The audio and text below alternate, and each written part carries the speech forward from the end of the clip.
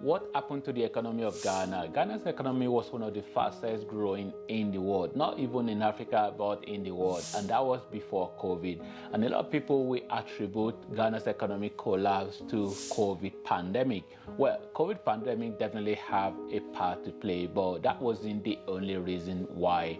And a lot of people also will talk about, the war in Ukraine and Russia, so which the war actually is still going on. So that definitely have a lot to do with a lot of calamity happening in a lot of countries in Africa in terms of the economy, and not just in Africa. Actually, I think that really affect worldwide. But there are a lot of things actually that happened even before then, and surprisingly, a lot of people will definitely be surprised that the mineral resources, the crude oil, also have a part to play. The crude oil, the gold, and a lot of mineral resources that the country of Ghana do have, especially the crude oil that was discovered and the oil exploration started. So which means that they were not extracting the crude oil and then they are selling it in the market. So, but when you have a new resources that just come on board in terms of come into play in terms of where government will be generating some revenue from, then you will have a lot of excitement. So there were a lot of excitement about about the crude oil and exploration that started. So this definitely have a lot to do with it, because the excitement soon died down later on, and that actually came in form of some of the oil block or oil rig, so where there were some companies that started that they are going to be extracting the crude oil, and then they back out or something like that. So there were some of those that happen, things like that happen. Does this really mean that this isn't a blessing? It's still really a blessing that you have the crude oil, definitely. And also, let's not forget that, the world is trying to move away as well from fossil fuel.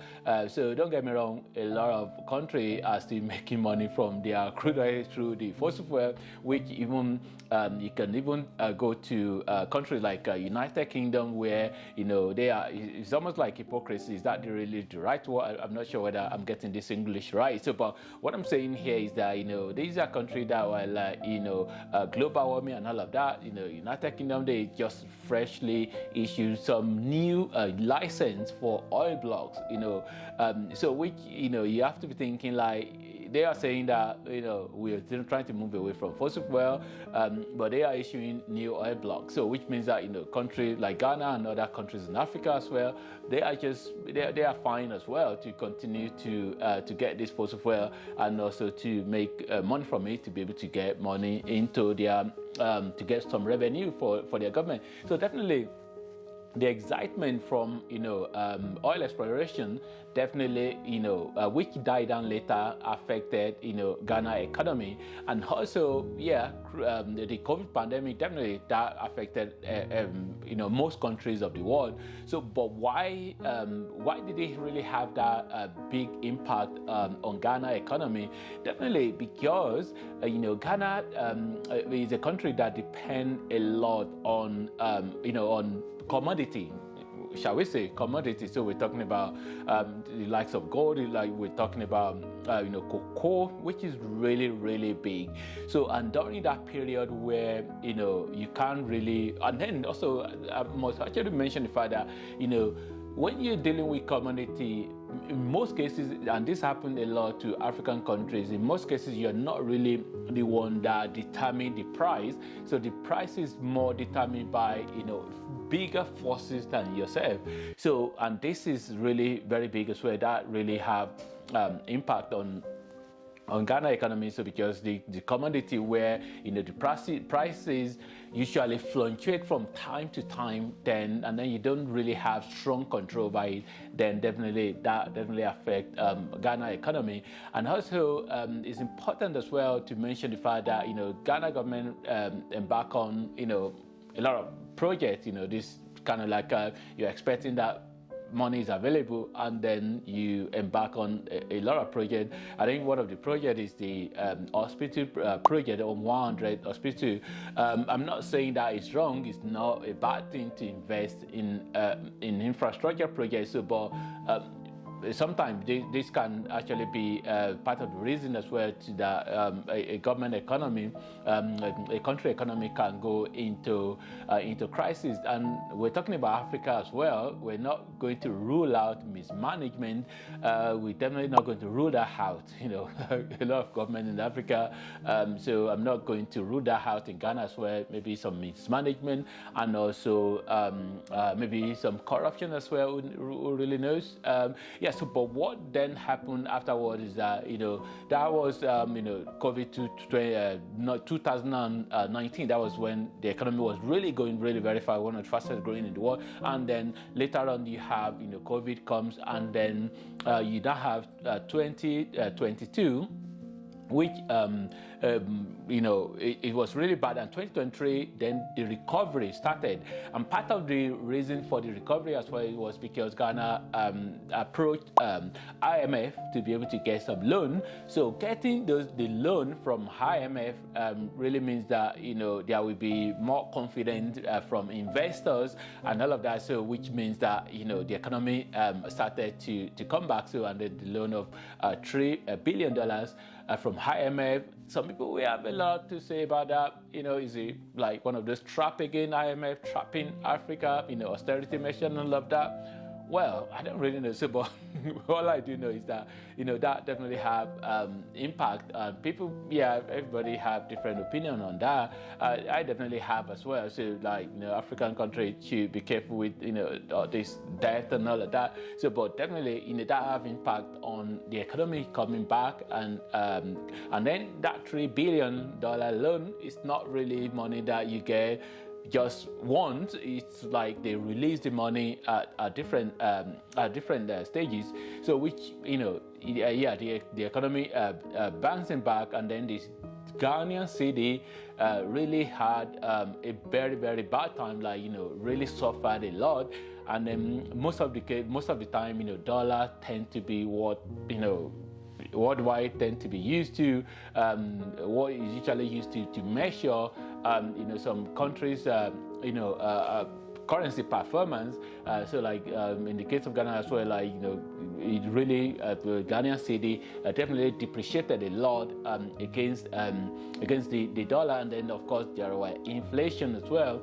And there was actually something that that came up not too long ago from Bank of Ghana, so which I've got on my laptop. I just want to have a read of that. So recent data from the Bank of Ghana released on in November, so indicated that apart from a sharp depreciation of 20.6% in January, so that January of last year, so the Ghana cedi had depreciated by 6.6% against the US dollar between February and November last year. So this was in comparison to 54.2% depreciation during the same period in 2022. So which means that, what they are saying is that, you're comparing, depreciated 54%, one at the same period,